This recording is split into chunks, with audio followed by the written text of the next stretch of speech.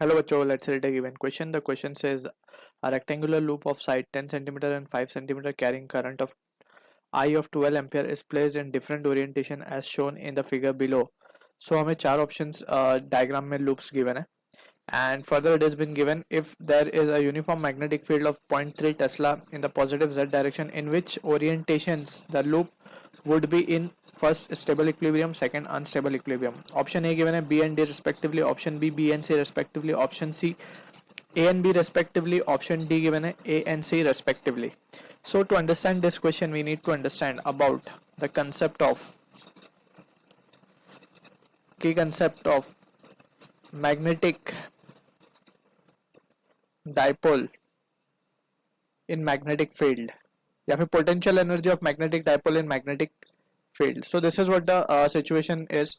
अगर हमें expression की बात करें, we have already derived it. So expression for a potential energy by taking one reference, we are getting the value as of magnetostatic potential energy की बात हो रही है. So it comes out to be minus of mb cos theta.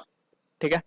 अब यहाँ पे we can see कि यहाँ से condition arise होती है maximum minimum की, that is we can say if theta is equals to 90 degree, so ये वैल्यू आएगी zero, right. So that is the potential energy is zero. That means it is a case of neutral equilibrium, right. Neutral equilibrium. दूसरा case आता है if which is of importance to us, if theta is zero. ठीक है, अगर theta zero हो जाए, theta is what the angle between magnetic dipole moment and the magnetic field. If theta zero हो जाए तो यू की वैल्यू हम देख सकते हैं, it is coming out to minus M B, which is the minimum value. अगर potential energy minimum हो तो that means it is a case of what stable equilibrium.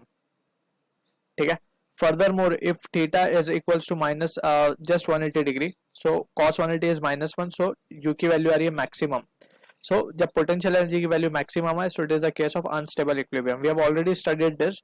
So stable की कंडीशन होती है when potential energy is minimum, maximum जब हो तो वो अनस्टेबल इक्विलिब्रियम है, एंड जीरो हो that means it is a case of neutral equilibrium. हमने ये ग्राफ एक्चुअली में देखा होगा कहीं, राइट. कुछ इस तरीके से ग्राफ हम देखते हैं. तो यहाँ पे मिनिमम वैल्यू है, ये मैक्सिमम वैल्यू है, and this is a neutral equilibrium, right. So this is u versus x का ग्राफ अगर हम देखें, that is u versus x, that is potential energy versus the distance. तो यहाँ पे देख सकते हैं du by dx is zero at this point और du by dx is zero at this point. So ये मैक्सिमम वाली कंडीशन है, ये मिनिमम वाली कंडीशन है. Potential energy minimum, that means के स्टेबल इक्विलिब्रियम है. स्टेबल इक्विलिब्रियम का मतलब ये होता है कि अगर हम पार्टिकल लेट से यहाँ पे कहीं उसको हम डिस्प्लेस करें तो वो वापस से अपनी पोजीशन पे आ जाए. सो that is what the meaning of stable is equilibrium is. और अनस्टेबल का मतलब अगर हम उसको वहां से डिस्प्लेस करें उसकी पोजीशन से, तो it will not come back to its position again. So that kind of equilibrium is unstable equilibrium. Net force zero होनी चाहिए, that is what the basic understanding we need to have for equilibrium to be achieved, right. So ये basic point के साथ we can begin with the question given. तो हमें चार loops given है. अब यहाँ पे we are not been given with the direct magnet, but direct magnetic dipole moment हमें गिवन है. ठीक है. तो फर्स्ट केस की अगर हम बात करें, सो पहली केस में हम कैलकुलेट करते हैं मैग्नेटिक पोटेंशियल एनर्जी, फिर हम चेक करेंगे कहाँ मिनिमम है कहाँ मैक्सिमम है. ठीक है. तो फर्स्ट केस में अगर हम पोटेंशियल एनर्जी की बात करें, so it can be written as minus M B cos theta. So अगर हम ध्यान से देखें तो मैग्नेटिक डाइपोल मूवमेंट का for a current carrying loop, अगर लेट्स से ये करंट कैरिंग लूप है, इस तरीके से करंट कैरी कर रहा है, तो उसका मैग्नेटिक डाइपोल मूवमेंट आएगा ऊपर की तरफ. अब ये कैसे पता चला? By right hand thumb rule. We need to curl the finger of right hand in the direction of current and thumb will give the direction of magnetic movement जो कि ऊपर की तरफ है. ठीक है. तो सिमिलरली हम यहाँ पे चेक करेंगे मैग्नेटिक फील्ड, तो हमें ऊपर की तरफ z की तरफ गिवन है. अगर इस लूप की बात करें तो फिंगर कर्ल करेंगे तो मैग्नेटिक जो बेसिकली मैग्नेटिक डाइपोल मूवमेंट आएगा वो बाहर की तरफ आएगा. बाहर की तरफ मींस अलोंग एक्स, यानी कि दोनों परपेंडिकुलर है. परपेंडिकुलर में तो यू की वैल्यू क्या आ जाएगी? cos 90 विल बी जीरो, सो ये वैल्यू आ जाएगी zero. So this is the case of neutral equilibrium actually. तो यहाँ पे हमें स्टेबल अनस्टेबल बताना, तो ए तो ऑप्शन नहीं हो सकता. अब बात करते हैं बी की. बी में again minus of M B cos theta. तो यहाँ पे अगर हम ध्यान से देखें तो लूप के डायरेक्शन में तो ये मैग्नेटिक डाइपोल मूवमेंट आएगा ऊपर, तो ऊपर आ रहा है, दैट मीन्स के बी और एम दोनों ही सेम डायरेक्शन में, यानी कॉस जीरो हो जाएगा. Cos zero will be one. So U की वैल्यू आ रही है minus of M B. Minus M B का मतलब है ये वैल्यू आ रही है मिनिमम. मिनिमम का मतलब है it is representing the stable equilibrium. ठीक है. तो बी तो स्टेबल हो गया, तो हम यहाँ पे एस लिख रहे हैं. Means it is a stable equilibrium. अब बात करते हैं सी ऑप्शन की।